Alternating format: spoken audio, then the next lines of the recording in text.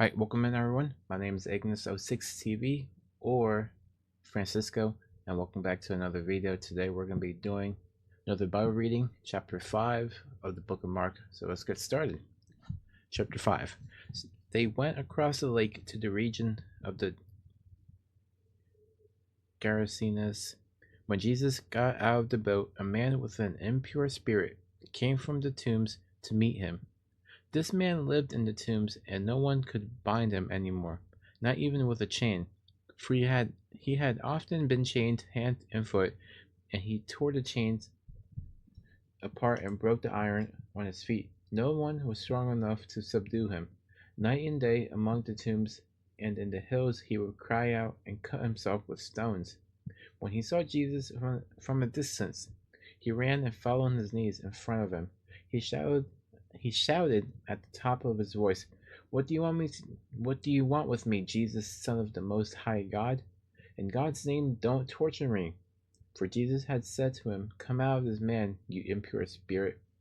Then Jesus asked him, What is your name? My name is Legion, he replied, for we are many. And he begged Jesus again and again not to send him out of the area. A large herd of pigs was feeding on the nearby hillside. The demons begged Jesus, Send us among the pigs, allow us to go into them. He gave them permission, and the impure spirits came out and went into the pigs. The herd, about 2,000 in number, rushed down the steep bank into the lake and were drowned. Those tending the pigs ran off and reported this in the town and the countryside, and the people went out to see what had happened.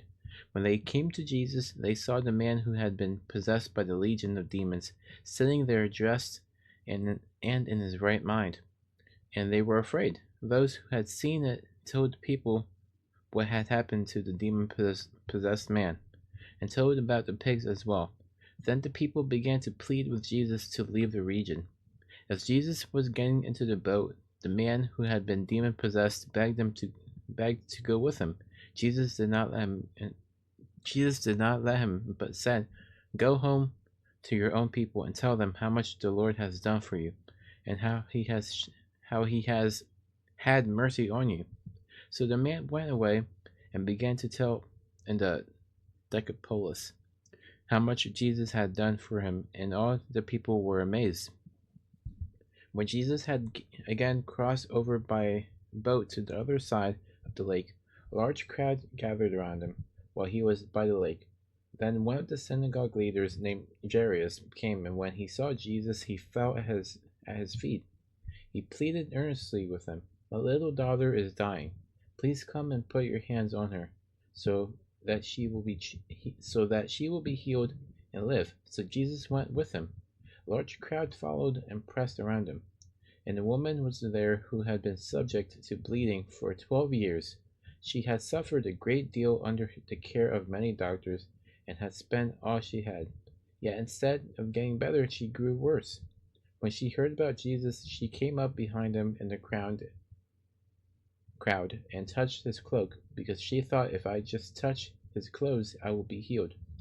Immediately her bleeding stopped, and she felt in her body that she was freed from her suffering. At once Jesus realized that power had gone out from him. He turned around in the crowd and asked, Who touched my clothes? You see the people crowding against you, his disciples answered, and yet you can ask, Who touched me?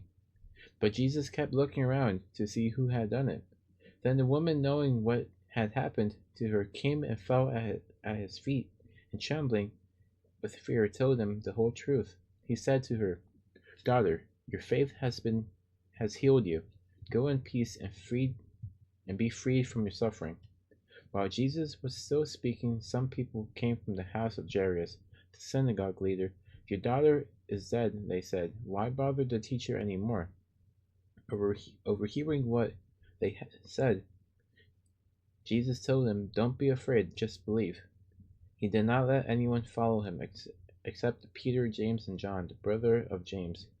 When they came to the home of the synagogue leader, Jesus saw a commotion, with people crying and wailing loudly.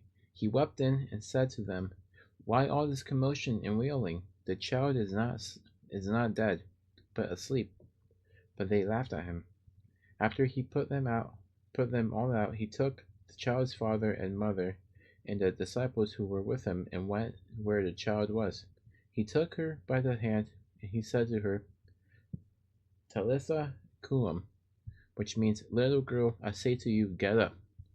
Immediately the girl stood up and began to walk around. She was 12 years old.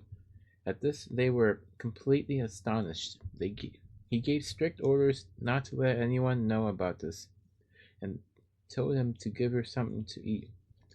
With that being said, thank you for listening. Remember, I love you, but Jesus loves you way more. God bless you, and thank you for listening.